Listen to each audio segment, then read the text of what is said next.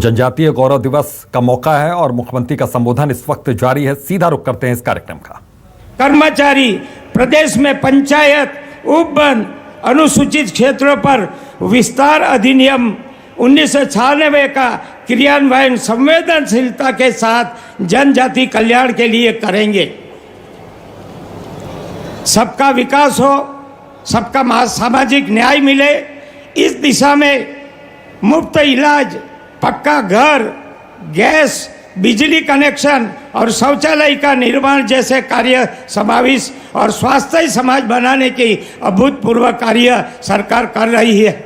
माननीय राष्ट्रपति जी, आपको अवगत कराते हुए गर्व का अनुभव करा रहा हूँ कि माननीय प्रधानमंत्री श्री नरेंद्र मोदी जी के द्वारा शुरू किए गए राज्य सिकल सेल मिशन के तहत प्रथम चरण में जनजातीय बहुल जिलों झाबुआ, अलीराजपुर में सर्वेक्षण पूर्ण कर उपचार और परामर्श सेवा का क्रियान्वयन किया जा रहा है।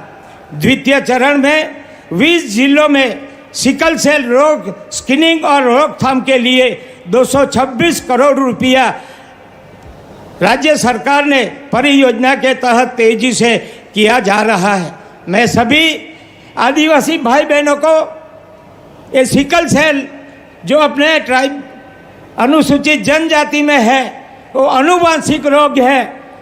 अपने जो सरकार ने जो अभी अभियान चलाया है, उसमें भी पढ़े लिखे जो युवान हैं, उसमें गांव-गांव जाकर, महल्ले महल्ले में जाकर एक एक ट्राइबल के घर में उसका स्क्रीनिंग कराए और सरकार की ओर से मुफ्त दवाइयाँ भी मिलती है। अपने लोगों को सभी जागरूक करने की ज़रूरत है। मैं समझता हूँ कि आप सब जो साथ देंगे, योगदान देंगे, तो सरकार का काम भी अच्छी तरह चलेगा और हम ये किसी भी तरह सिकल सेल को थामने का हम जरूरी काम कर सकेंगे।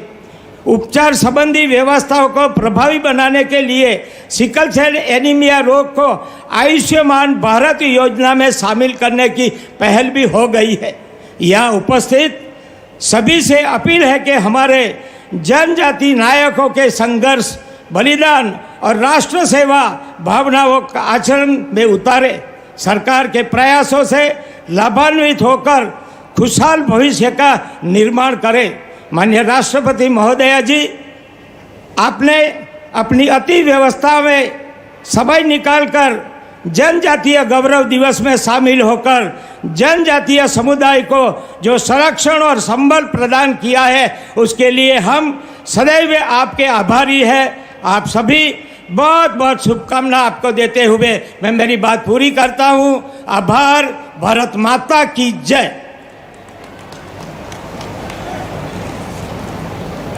बहुत बहुत धन्यवाद माननीय राज्यपाल महोदय श्री मंगूभाई पटेल।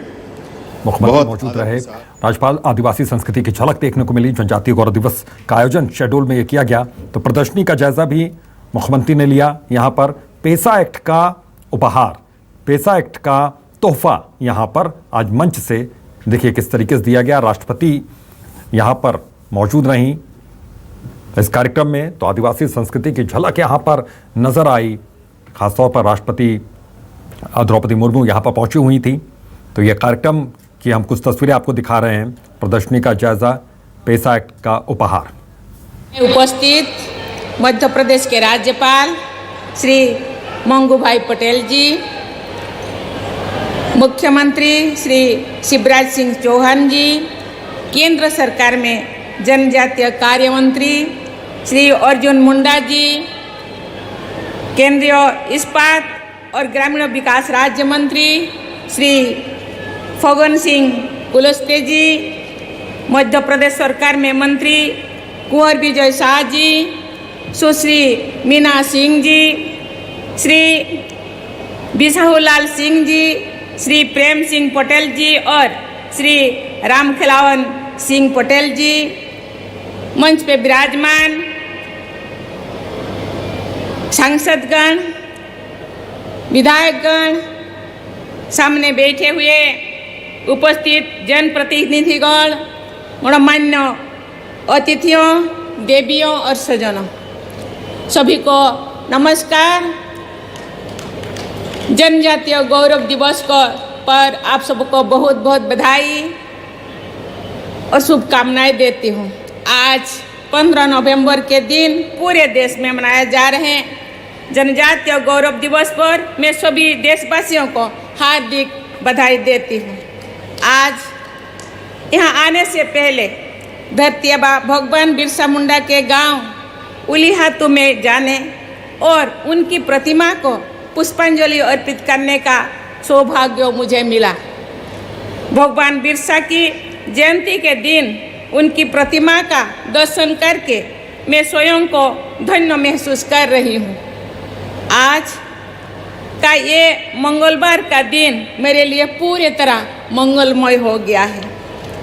देवियों और स्वजनों, राष्ट्रपति के रूप में मध्य प्रदेश की अपनी पहली यात्रा में मुझे इतनी बड़ी संख्या में यहाँ उपस्थित भाई बहनों के बीच आकर बहुत प्रसन्नता का अनुभव हो रहा है।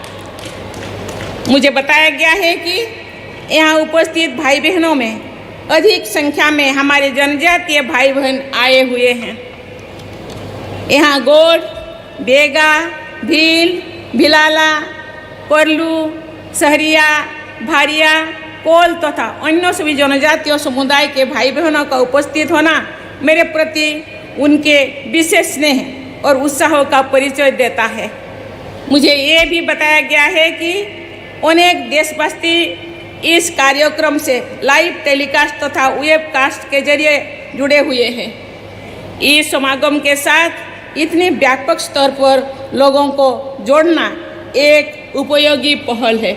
इसीलिए मैं राज्य के राज्यपाल मंगूभाई पटेल जी एवं मुख्यमंत्री श्रद्धेय शिवराज पटेल जी को मैं चौहान को मैं बहुत बहुत धन्यवाद देती हूँ, बधाई देती हूँ। जनजातीय राजाओं के राज्यकाल में प्रभावशाली समृद्धि से भरपूर ये हरेजू का क्षेत्र एक बार फिर आधुनिक विकास की उतनी ही प्रभावशाली गाथाएं लिखेगा। ये मेरी शुभकामना भी है और मेरा दृढ़ विश्वास भी है। हमारे देश में जनजातीय समुदाय की कुल आबादी लगभग 10 करोड़ है। इसमें 1.5 करोड़ से अधिक की आबादी मध्य प्रदेश में है, जो किसी भी राज्य में जनजातीय की सबसे बड़ी आबादी है। इसलिए मध्य प्रदेश के इस क्षेत्र में जनजातीय समागम का आयोजन सर्वथा प्रासंगिक है। इस आयोजन के लिए मैं राज्य सरकार को विशेष रूप से राज्यपाल महोदय और मुख्यमंत्री महोदय को धन्यवाद देती हूँ। मध्य प्रदेश के चंबल, मालवा, बुंदेलखंड, बाघेलखंड और महाकौशल इन सभी क्षेत्रों की सांस्कृतिक विरासत को समृद्ध बनाने में जनजातीय समुदाय का महत्वपूर्ण योगदान है। आज जनजातीय विभूतियों पर केंद्रित प्रदर्शनी का अवलोकन करके मुझ में एक विशेष प्रेरणा का संचार हुआ है। जनजातीय विकास गाथा पर केंद्रित प्रदर्शनी को देखकर मुझे प्रसन्नता हुई है। जनजातीय समुदाय में स्वास्थ्य संबंधी चुनौतियों के संदर्भ में आज संपूर्ण स्वास्थ्य कार्यक्रमों का शुभारंभ करना अत्यंत सराहनीय पहल है। इंजीनियरिंग, मेडिसिन तथा लॉ के क्षेत्र में प्रवेश हेतु आयोजित कठिन चयन परीक्षाओं में सफलता प्राप्त करने वाले जो विद्यार्थी आज सम्मानित हुए हैं, उन्हें देखकर देश के उज्जवल भविष्य के बारे में मेरा विश्वास और अधिक दृढ़ हुआ है। मैं उन सभी विद्यार्थियों को बधाई और आशीर्वाद देती हूँ। भगवान बिरसा मुंडा स्वरोजगार योजना तथा टंट्या मामा आर्थिक कल्याण योजना जैसे प्रकल्पों से जनजातीय समाज के लोगों की प्रगति को शक्ति मिलेगी। मैं आज स्वीकृति पत्र प्राप्त करने वाले जनजातीय भाई बहन को बहुत बहुत बधाई देती हूँ। आज महिला उद्यमियों का सम्मान किया गया, मैं इसकी सराहना करती हूँ। मध्य प्रदेश में पंचायत संबंधी नियमों के अनुसूची क्षेत्र में विस्तार से जुड़ी नियम पुस्तिका का विमोचन प्रशंसनीय है। मुझे विश्वास है कि जनजातीय क्षेत्र के सशक्तिकरण के लिए इन नियमों का प्रभावी उपयोग किया जाएगा। समाज के वंचित वर्गों के सशक्तिकरण के प्रयासों के लिए मैं राज्यपाल श्री मंगूभाई पटेल जी, मुख्यमंत्री श्री शिवराज सिंह चौहान जी तथा राज्य सरकार की पूरी टीम को बहुत बहुत साधुवाद देती हूँ। राष्ट्रीय स्तर पर चलाए जा रहे विकास तथा कल्याण कार्य के लिए केंद्र सरकार में जनजातीय कार्य मंत्री श्री अर्जुन मुंडा जी की भी मैं सराहना करती हूँ। मैं मानती हूँ कि आदिवासी समाज का विकास पूरे देश के विकास से जुड़ा हुआ है। इसीलिए आज जिन प्रकल्पों का आरंभ किया गया है वो सभी राष्ट्रीय महत्व के हैं। देवियों और स्वजनों, मध्य प्रदेश के भी एक सपूत है अखिल भारतीय स्तर पर जनजातीय समाज के कल्याण के लिए ऐतिहासिक योगदान दिया है। मध्य प्रदेश में पले बड़े पूर्व प्रधानमंत्री श्रद्धेय अटल बिहारी वाजपेयी जी जो प्रधानमंत्री थे तो उन्होंने जनजातीय कार्य मंत्रालय का गठन किया था।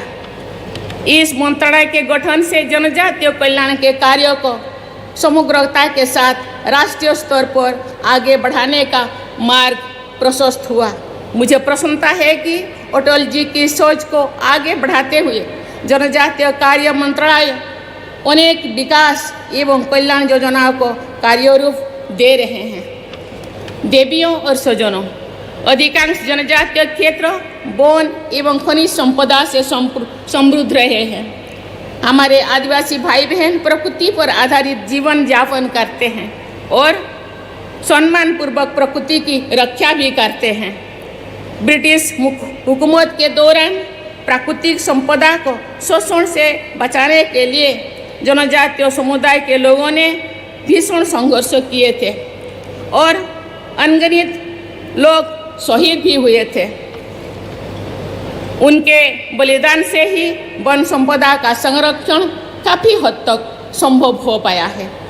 आज के समय में क्लाइमेट चेंज और ग्लोबल वार्मिंग की चुनौतियों को देखते हुए जनजातीय समाज की जीवन शैली तथा वन संरक्षण के प्रति उनकी दृढ़ता से सभी के शिक्षा लेने की जरूरत है। जनजातीय समाज द्वारा मानव समुदाय वनस्पतियों तो तथा जीव जंतुओं को समान महत्व दिया जाता है। आदिवासी समाज में व्यक्ति के स्थान पर समूहों को, प्रतिस्पर्धा की जगह सहकारिता को और विशिष्टता की जगह समानता को अधिक महत्व दिया जाता है। स्त्री पुरुष के बीच की समानता भी आदिवासी समाज की विशेषता है। जनजातीय समाज में जेंडर रेशियो सामान्य आबादी की तुलना में बेहतर है। जनजातीय समाज की ये विशेषताएं सभी देशवासियों के लिए अनुकरणीय है। देवियों और स्वजनों, न्याय के हित में सर्वस्व बलिदान करने की भावना जनजातीय समाज की विशेषता रही है। रानी दुर्गावती ने 16वीं सदी में अपने प्राणों की आहुति देते हुए आत्मगौरव की रक्षा की थी। उनके बलिदान के लगभग 300 वर्ष बाद उनके ही वंश के राजा शंकर शाह को अंग्रेजों का विरोध करने के कारण मृत्युदंड दिया गया था। मध्य प्रदेश प्रशासन द्वारा इन महान विभूतियों की स्मृति को बनाए रखने और भावी पीढ़ियों को उनकी गाथाओं से परिचित कराने के प्रयासों की मैं सराहना करती हूँ। हमारे स्वाधीनता संग्राम में भिन्न भिन्न विचारधाराओं और गतिविधियों की भूमिका रही है। उस संग्राम के इतिहास में जनजातीय समुदायों द्वारा किए गए विद्रोह की अनेक धाराएं भी शामिल है। झारखंड क्षेत्र के भगवान बिरसा मुंडा और सिद्धू कान्हू, मध्य प्रदेश के टंटिया भील तथा भीमा नायक, आंध्र प्रदेश के उल्लूरी सीताराम राजू, मणिपुर की रानी गाड़ी लियू तथा ओडिशा के शहीद लक्ष्मण नायक जैसे अनेक वीरों और वीरांगनाओं ने जनजातीय गौरव को बढ़ाया है तथा देश के गौरव को भी बढ़ाया है। मध्य प्रदेश के अनेक क्रांतिकारी योद्धाओं में किशोर सिंह, खाजा नायक, रानी फूल कुंवर, सीताराम कुंवर, महुआ कोल, शंकर शाह और रघुनाथ शाह जैसे अनेक विभूतियाँ शामिल है। छिंदवाड़ा के गांधी के नाम से सम्मानित श्री बादल भाई ने स्वाधीनता संग्राम के लिए अहिंसा का मार्ग चुना था। ऐसे सभी स्वाधीनता सेनानियों को मैं सादर नमन करती हूँ। देवियों और स्वजनों, इस क्षेत्र में रहने वाले बेगा समुदाय के लोग जड़ी बूटियाँ तथा परंपरागत चिकित्सा के बारे में अद्भुत जानकारी रखते हैं। बेगा समुदाय के चिकित्सकों के द्वारा असाध्य रोगों का उपचार करने का विवरण प्राय सुनने में आता है। बेगा भाई बहनों का ये परंपरागत ज्ञान एक अनमोल विरासत है जो हम सभी के लिए बहुत उपयोगी भी है। इस ज्ञान को व्यक्तिगत रूप से लिपिबद्ध करना, इसका प्रचार प्रसार करना तथा विज्ञान सम्मत उपचार का जनहित में अधिक से अधिक उपयोग करना लाभदायक सिद्ध होगा। इसी वर्ष सितंबर में आयोजित 68वें राष्ट्रीय फिल्म पुरस्कार समारोह में मुझे मध्य प्रदेश पुरस्कार सरकार द्वारा बेगा समुदाय के जीवन और सांस्कृतिक परंपरा के विषय पर निर्मित फिल्म माडोल के बोल का पुरस्कार प्रदान करने का अवसर मिला था। ऐसे कलात्मक प्रयासों से लोगों में जनजातीय समाज के प्रति संवेदनशीलता बढ़ती है। एक खुशी की बात है कि पिछले कुछ वर्षों में केंद्र सरकार और राज्य सरकार ने जनजातीय समुदाय के विकास के लिए विशेष कदम उठाया है। समग्र राष्ट्रीय विकास और जनजातीय समुदाय का विकास एक दूसरे से जुड़े हुए हैं। इसलिए ऐसे अनेक प्रयास किए जा रहे हैं जिनसे जनजातीय समुदाय की अस्मिता बनी रहे, उनमें आत्मगौरव का भाव बढ़े और साथ ही ये आधुनिक विकास से लाभान्वित भी है। समर्थता के साथ जनजातीय विकास की यही मूल भावना सबके लिए लाभदायक है। पिछले कुछ वर्षों में जनजातीय समुदाय के प्रभावशाली लोगों द्वारा पर्यावरण संरक्षण, समाज सुधार, लोक कला, लोक संस्कृति, लोक साहित्य, खेल कूद तथा अन्य क्षेत्रों में प्रभावशाली योगदान के लिए उन्हें देश के सर्वोच्च नागरिक पुरस्कारों यानी पद्म पुरस्कारों में सम्मानित किया जा रहा है। इससे जनजातीय भाई बहनों के आत्मविश्वास, आत्मगौरव में वृद्धि हो रही है तथा सभी देशवासी उनके योगदान से परिचित और प्रभावित भी हो रहे हैं। देवियों और स्वजनों, शिक्षा और जागरूकता ही किसी भी समुदाय के विकास का सबसे प्रभावी माध्यम होते हैं। अच्छी स्कूली शिक्षा के आधार पर ही अच्छी उच्च शिक्षा संभव हो पाती है। मुझे ये देखकर प्रसन्नता होती है कि जनजातीय समुदाय के बच्चों के लिए स्थापित किए गए एकलव्य विद्यालय की संख्या में लगातार वृद्धि हो रही है तथा उन विद्यालयों में आधुनिक सुविधाएं भी प्रदान की जा रही है। मुझे पूरा विश्वास है कि ऐसे अच्छी विद्यालयों से शिक्षा प्राप्त करके निकलने वाले जनजातीय समुदाय के बच्चे देश के विकास में अपना महत्वपूर्ण योगदान देंगे। वर्ष 2047 जब हमारे देशवासी स्वाधीनता की शताब्दी मनाएंगे तो आज के हमारे विद्यार्थी एक विकसित भारत के नागरिक के रूप में आत्मगौरव का अनुभव करेंगे। मैं एक बार फिर जनजातीय समागम में उपस्थित आप सभी भाइयों और बहनों को तथा सभी देशवासियों को जनजातीय गौरव दिवस की बहुत बहुत बधाई देती हूँ। धन्यवाद। जय हिंद, जय भारत, जय मध्य प्रदेश। बहुत बहुत धन्यवाद माननीय राष्ट्रपति श्रीमती द्रौपदी मुर्मू जी और मंच पर मौजूद माननीय राज्यपाल, माननीय मुख्यमंत्री सहित सभी का। तो अभी आप राष्ट्रपति द्रौपदी मुर्मू को सुन रहे थे यहाँ पर, तो उन्होंने मंच से अपने संबोधन में बहुत अहम बातें कहीं और अंत में जब संबोधन उनका खत्म हो रहा था उस दौरान उन्होंने कहा कि जय मध्य प्रदेश, जय भारत, और ये नारा देते हुए उनका संबोधन खत्म हुआ है। उन्होंने अपने संबोधन को खत्म किया।